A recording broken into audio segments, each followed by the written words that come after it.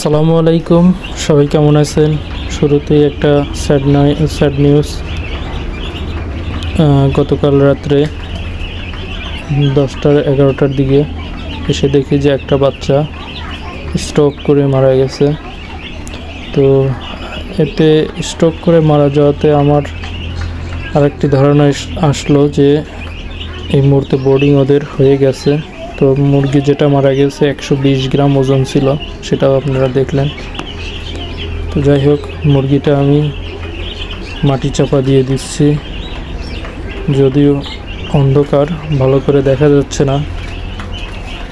তো তারপরও আমি যাই হোক ভিডিওটা করলাম যে একটা মুরগি মারা গিয়েছে।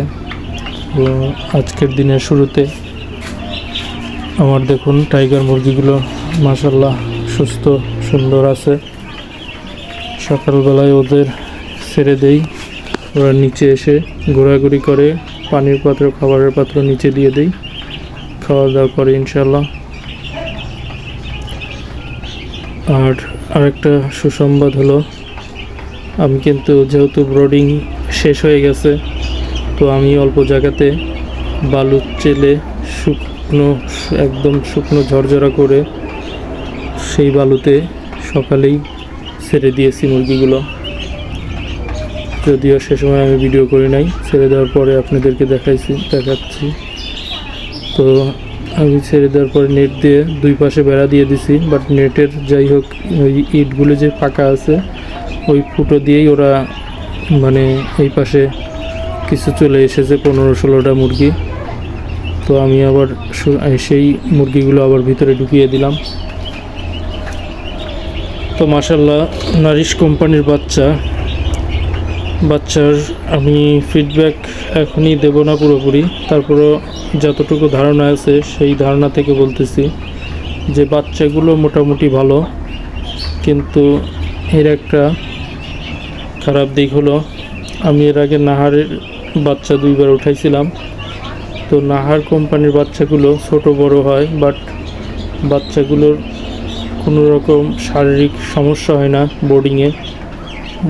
মলাধার এগুলি মল যে বের হয়, মলের ধারগুলি শক্ত হয়ে যায় না, বা এরকম কোনো সিচুয়েশনই 2বারে আমি পালন করেছি, কোনো রকম ফেস করি নাই। বাট এবার আমি নারিশ কোম্পানির বাচ্চা নিয়ে এই জিনিসটা ফেস করতেছি। প্রায় 4-5টা মুরগি ওদের পিছনে মল আটকে গেছে। তো সেই জন্য আমি যাই হোক ট্রিটমেন্ট হিসাবে ওষুধ খাইয়েছি এবং ডাক্তারের পরামর্শ অনুযায়ী দিয়েছি। তো সেই ওষুধটা এখন ওদের কাজ করতেছে খুবই ধীর গতিতে। আর আরেকটা জিনিস, বাচ্চাগুলো নাহারের চেয়ে আমি দেখতে পারতেছি দ্রুত গতিতে খাবারও খাচ্ছে, প্লাস বৃদ্ধি হচ্ছে। কারণ এরা খাবারের চাহিদাটা আমার দেখতেছি যে নাহারের চেয়ে এই বাচ্চাগুলোর খাবারের চাহিদা খুবই ভালো। এরা খুব খাবার খাচ্ছে মাশাআল্লাহ। তো খাবার খাচ্ছে প্লাস ওজনও হচ্ছে। দেখলেনই তো 4 দিনে কিন্তু বাচ্চা 120 গ্রাম ওজন ছিল, সেই বাচ্চাটা মারা গেছে। তো বুঝতে হবে যে না আসলেই খাবার খাইছে এবং ওজনও হইতেছে। তো বাচ্চাগুলো মোটামুটি সব একসাথে, এটাও একটা প্লাস পয়েন্ট। কিন্তু নাহারের বাচ্চাগুলো ছিল অনেক বাচ্চা ছোট, অনেক বাচ্চা আবার বড়। তো ওদের রস বাচ্চা ছিল, কিন্তু গ্রেড উল্লেখ থাকে নাই, সেই জন্যই আমার একটা সন্দেহ নাহারের। বাট এইটা নারিশের বাচ্চাগুলো আমি খুবই ওদের দেখে আমার কাছে খুবই ভালো লেগেছে, কারণ বাচ্চাগুলো খুবই সুন্দর দেখতে, একদম নাদুস।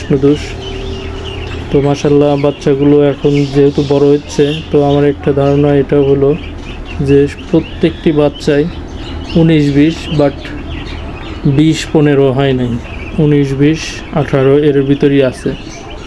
যে কোনোটা হয়তো 2 কেজি হয়ে যাবে আর কোনোটা 1 কেজি হবে না, এরকম না। কোনোটা 2 কেজি হলে কোনোটা সর্বোচ্চ 1 কেজি 800 এরকম, 200 গ্রামের ডিফারেন্ট থাকতে পারে, বাট 500-700 বা 1 কেজি পর্যন্ত ডিফারেন্ট থাকতে পারবে না বাচ্চাগুলো দেখে। তো যাই হোক, আমার ওই পাশটায় যেহেতু ব্রডিং শেষ, তো ব্রডিংয়ের যে তুষ ছিল সেই তুষগুলো আমি বাইরে রোদে দিয়ে দিতেছি। তো যতটুকু তুষ শুকনো করা যায় পরবর্তীতে হয়তো বা বালুর লিটারের সাথে মিক্স করে দেওয়া যায়।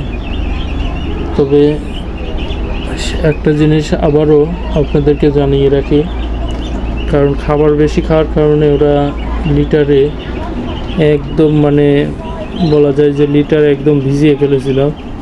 তো আমি পেপার রাখলে আসলে আমার মুরগিগুলো খুবই প্রবলেম হয়ে যেত। এই তুষই আমি 3-4 দিনে পুরো এক বস্তা প্রায় 12-13 কেজি তুষ বোর্ডিংয়ে ইউজ করেছি।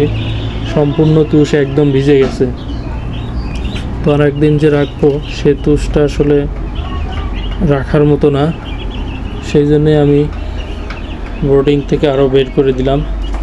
যে 4-5 দিনে গিয়ে পড়েছে, তো 5 দিনে পড়েছে মিন্স ওদের বোর্ডিং হয়ে গেছে, এখন আর বোর্ডিং করার প্রয়োজন নেই। সেই জন্য আজকে ওদেরকে আমি বালুর লিটারে ছেড়ে দিলাম। তো বালুর লিটারে ছাড়াতে ওরা ইনশাল্লাহ সকাল থেকেই খুব সুন্দরভাবে আছে, কোনো প্রবলেম ফেস করতেছে না। তবে ছোটো অবস্থায় একটু মানে ওদের 2-3 দিন একটু এইভাবে বোর্ডিংয়ের যে একটা ছিল সেরকম ওরা জড়ো হয়ে থাকবে মাঝে মাঝে। তো সেই জন্য আমি ওদেরকে এসে যখনই খামারে আসতেছি ওদেরকে আমি একটা লাঠির মাধ্যমে পলিথিন বেঁধে ওদের নাড়া দিয়ে দিতেছি, যাতে ওরা সুন্দর করে আবার চতুর্দিকে বিরাজমান হয়।